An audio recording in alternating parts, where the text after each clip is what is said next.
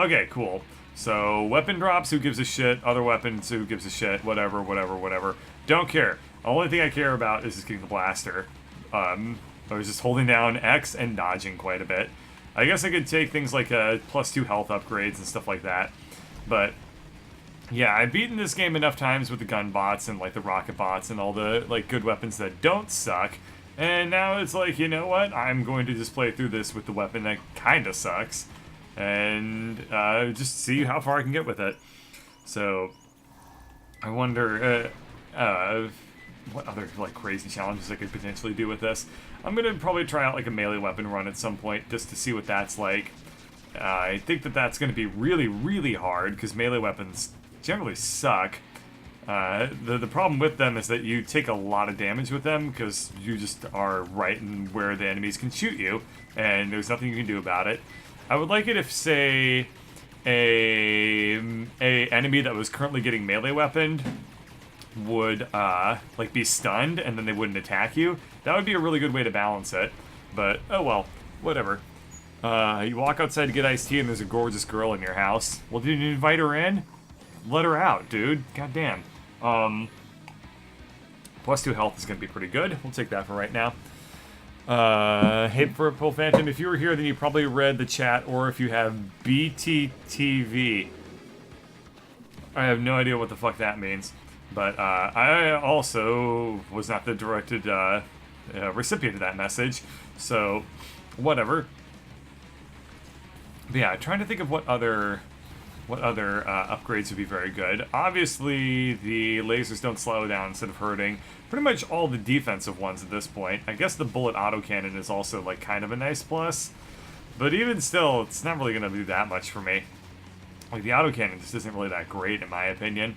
It could actually, I'm going to go ahead and renege on that because I think that could be very useful in very specific like crowd control type of situations where it can somewhat help me out.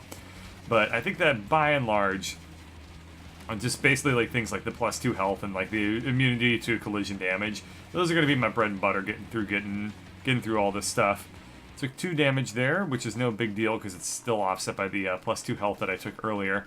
So I'm at what I normally would have been sans any sort of upgrades. And yeah, but if there was a way to like stun enemies in this game with a melee weapon, that would be perfect, I think. As it stands, melee weapons, like, if you're meleeing somebody, you're, like, an inch away from them, and then they're going to be able to just smack you with the bullets that they shoot out. Like, if they were basically stun-locked and they weren't able to hit you, then I think that would be a really great way to balance it. That was a really tight dodge there. That was not a nice pattern that he threw down in conjunction with the attack that was already going on. That's kind of what I don't like about this boss specifically, is that his first attack and his second attack overlap. And I feel like they weren't really designed to do that. I mean, they obviously were because they wouldn't have kept it in the game if they weren't designed to. But I feel like it's a little bit unfair that the first attack has a whole bunch of extraneous projectiles that you don't see on any of the other attack groups that he does on that phase. But I guess it doesn't really matter because I've pretty much gotten to the point where I can dodge it no matter what. So there is all of that. Blaster only challenge, better bring the hashtag bird dodges. You know it, you know it. Let's take the laser slowdown instead of harming. That's pretty good. That's a reasonable thing to have on top of the extra health. It's actually, I'm being a little bit coy there. It's laser slowing down instead of harming you is probably one of the best upgrades in this game. That's a defensive one anyway. Because of the sheer fact that when you get to laser rain waves, it's pretty much a lifesaver. Like, laser rains are horribly difficult to work your way through. So if you can avoid taking any extra damage in them, then you're in really, really good shape. Let's hit what this says and see. Oh, it was a jaw. Well, whatever. I don't care about jaws. Anyway, that movie came out way before I was even alive, I think. So, fuck it. I'll just loop it in with Star Wars as things that I don't care about. Just kidding, I love Star Wars. Oops, that was not an ideal, like, dodge right there. That was hashtag bird flubs more than anything else. Oh good, I managed to get through that little firing pattern that that downward thing had going on. I don't know what the sunburn effect is. We have it going on this level, and I'm flying by a sun, but I don't see anything that's actually, like, pertaining to the sun doing anything. Like, I feel like the level's a little bit brighter, but honestly, I have Flux installed, so it's like, since it's nighttime, all of my color intensity is turned down anyway, so I can't really tell. In fact, that might actually be what it is. What about Bigger Jaws? Hello, Swanee. Bigger Jaws is the most terrifying of all the Jaws creations. That was a bad dodge right into the chainsaw. But it was better to take the chainsaw damage than to take a bullet damage, as the chainsaw only does 1 point of damage, while the bullet would probably be doing 2, I think. Breaking shields would be pretty good here. Let's see if I can kill that turrety guy in the upper right. No, I'm afraid I cannot. I can get all these guys down here. And all I have to do is wait out this particularly strange pattern, if I may say so. I've never really understood quite what the developers were going for with that specific spawn, but whatever. Does anyone get the reference? It's a reference to Family Boy. Yeah, okay. Enough looking at chat. It's time to kill a bunch of missiles. So, this boss will be relatively more annoying. I do have laser immunity, therefore I don't have to worry. I do have the opportunity of getting a bunch of hits on him during his laser beam attack. So that will slightly make things a little bit easier than they would have otherwise. But obviously, if with bots, I would have been able to just kind of hang out behind him and do a bunch of back attacks. Still, this actually works out really well, too. I can just hit him with a bunch with this blaster weapon while he backs away and tries to hit me with his laser. Here's where things are kind of a little bit lamer. I can't do a whole lot of damage here. I just have to focus mostly on dodging throughout this attack, as those bullets do 2 damage per pop.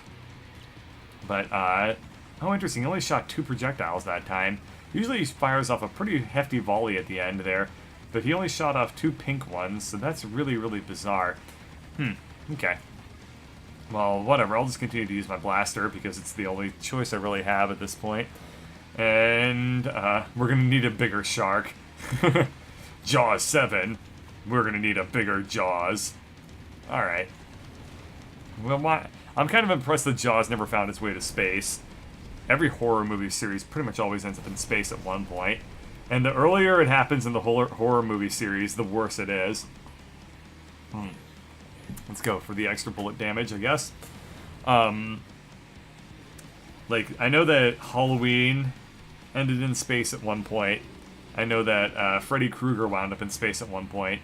I know that didn't the Troll series also wind up in space at one point? I feel like it did. So, pretty much every horror movie franchise winds up in space. I think even Psycho wound up in space. And pretty much at that point, you know, like, oh, this terrible movie series is, like, about to become even more terrible. Someday we're going to see Saw in space. Well, I don't mean we're going to see Saw in space, like, we're going to have playgrounds up in space that I mean, that sounds fucking fun.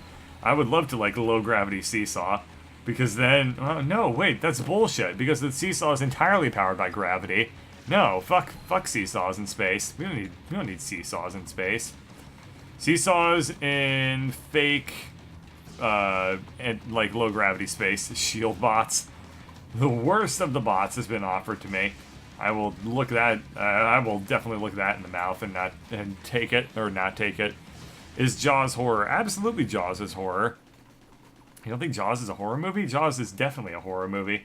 I guess it's a psychological thriller, if you want to be very technical about it, but isn't that basically, like, a pretentious term for horror movie? Interesting, there's like a little, like, baby ship that kind of floats in the middle of those gun ships. And all the chainsaw bots are just waiting, like, gentlemen, we shall wait until the laser beams have been thrown down before sawing him in half. I even like how the stupid saw blade ships have like a little cockpit on them, as if to further accentuate the fact that they're really just damn moronic ship designs. Jaws was Jaws, okay. People be knocking Jaws in the chat. Jaws, I mean, it's not scary now. Like, Jaws was basically, like, the scariest movie ever made when it was made, but it's not like it holds up that great.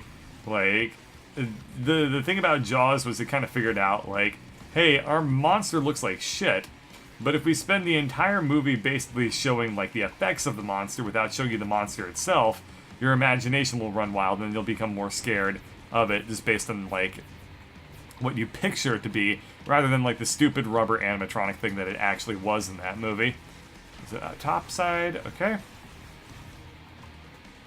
I think that by far the hardest boss I'm going to face with this is going to be the carrier. I think that that guy is going to be really, really tough to get through his shield and whatnot. This is actually not playing out very well either. I get a good feeling of that I'm going to probably beat this boss, but I don't really hold out much hope for getting through the carrier. And as far as like getting through the second to last boss, I think that'll be kind of okay. It's going to be tough, but it's going to be doable. Getting through the carrier, on the other hand, there's going to be lots of spawns, which that's not going to be the worrisome part. It's going to be the fact that he has a shield that's going to be really hard to punch through. I'm really not looking forward to that guy. And, of all the bosses, he's the one I pretty much dread the most with this build. Everybody else I can more or less deal with. The second to last boss might also be kind of challenging. In fact, I've actually never fought the final boss without bots. So that might actually be a little bit harder than I expect it will be because of the fact that the mothership throws down a bunch of projectiles, which normally I would have bots to suck up all the damage as they would hit the bots instead of me. I'm not going to have that luxury this time. He's definitely treading pretty far to the left side of the screen, making this attack much, much harder to dodge. Okay, this is good. This is good. There we are. Okay, that went pretty well. Checking out on the chat. I guess it's scary if you're afraid of sharks. Yeah, I guess so, Purple. The Jaws music is iconic. I thought that said ironic first. Sharknado is scarier than Jaws. Oh, now you're just being argumentative for the sake of being argumentative.